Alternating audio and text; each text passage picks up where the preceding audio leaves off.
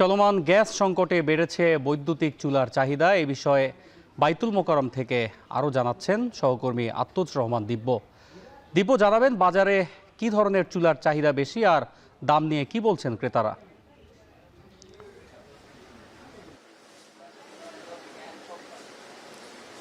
অন্যয় আমরা জানি যে দেশে বর্তমানে যে চলমান গ্যাস সংকটটি রয়েছে, সেই সংকটের কারণে আসলে শুধুমাত্র যে সিএনজি স্টেশনগুলোর বাইরে আমরা যানবাহনের খুব বড় দীর্ঘ সারি দেখছি তা নয়। সেক্ষেত্রে এর পাশাপাশি যেহেতু রান্নার গ্যাসের ক্ষেত্রে আসলে এক ধরনের সংকট দেখা দিয়েছে, সেখানে খুব আসলে গ্যাসের যেই সংকটের কারণে আসলে মানুষ গ্যাসের চুলার পরিবর্তে এখন যেহেতু তাদের সাময়িক যেই দুরবস্থাটা, সেই অবস্থার থেকে উত্তরণ করতেই আসলে নিজেরা ইলেকট্রিক বা বৈদ্যুতিক যে চুলাগুলো রয়েছে, ইন্ডাকশন চুলা রয়েছে, ইনফ্রারেড চুলা রয়েছে, এইসবের আসলে চাহিদা বেড়েছে বলে আমাদের দু একজন দোকানির সাথে কথা বলার সুযোগ হয়েছে, তারা জানিয়েছেন, এবং দু একজন ক্রেতার সাথেও কথা হয়েছে। তো দোকানিরা বলছেন যে আসলে অন্যান্য সময়ের তুলনায় গ্যাসের যে নর্মাল যে সময় থাকে, স্বাভাবিক সময়ের চেয়ে বর্তমান সময়ে আসলে 30 থেকে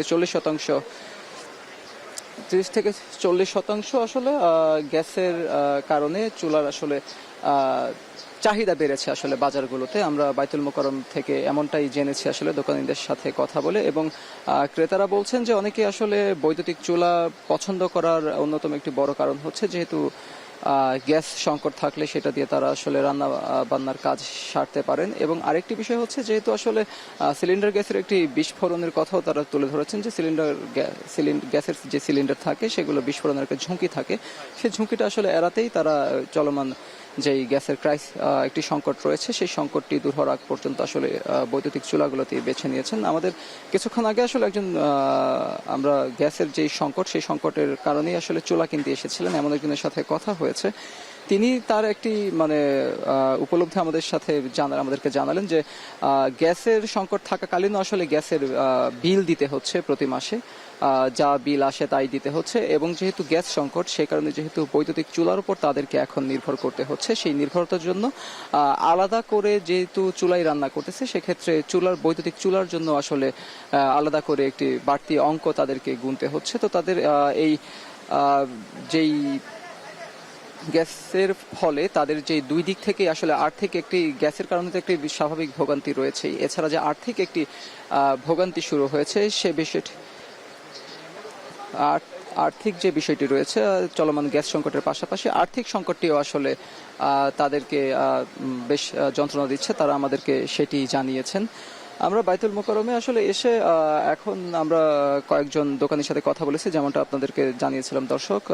এখন আমরা তেমন ক্রেতা না দেখতে পেলেও তারা বলছেন যে সকালবেলা থেকে দুপুরবেলা পর্যন্ত বেশ ক্রেতা সমাগম ছিল। তারা তাদের যেই পছন্দ মতো চাহিদা অনুযায়ী এবং নিজেদের যে সামর্থ্য অনুযায়ী সেই চুলাগুলো তারা নেয়ার চেষ্টা করেছেন, এবং বেশ কিছু ক্রেতা নিয়েছেন। আমরা এসে আসলে সরেজমিন এখানে দেখেছি বেশ কিছু ক্রেতা আসলে নিজেদের পছন্দ অনুযায়ী এবং সামর্থ্য অনুযায়ী সেই চুলাগুলো নিয়েছেন। আবার অনেকে এসে শুধুমাত্র দাম দর করেই চলে যাচ্ছেন বলেও আসলে দোকানীদের কিছু ভাষ্য রয়েছে।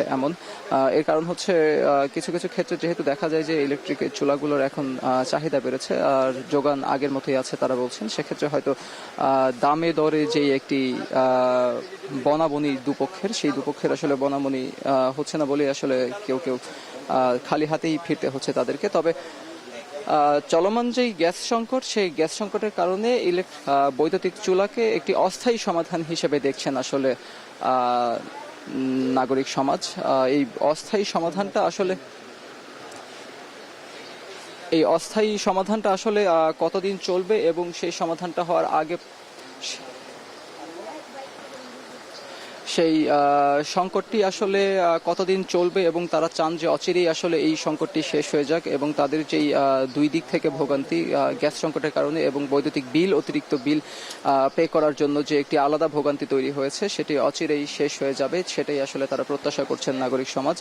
আর আরেকটি বিষয় জানিয়ে রাখি যে যেহেতু তারা বললেন যে 30 থেকে 40% বেড়েছে, যদিও আমরা এখন পর্যন্ত খুব বেশি ক্রেতার সমাগম দেখতে পাইনি। তারা এই বিষয়টি জানিয়েছেন আমাদেরকে যে সকাল থেকে দুপুর পর্যন্ত তাদের যেই ক্রেতা সমাগমটি ছিল সেটি বেশি ছিল, এবং কিছুক্ষণ পর হয়তো বিকাল থেকে তারা আশা রাখছেন যে আরও বেশি ক্রেতা আসবেন। আমরা এই মুহূর্তে চলে যাচ্ছি ময়মনসিংহের গ্যাস সংকট জানতে। সেখানে আছেন আমাদের আরেক সহকর্মী ময়মনসিংহের হারুন আছেন, সেখানে আমরা হারুন থেকে আসলে জানবো যে সেখানকার চলমান গ্যাস সংকটটি কেমন চলছে।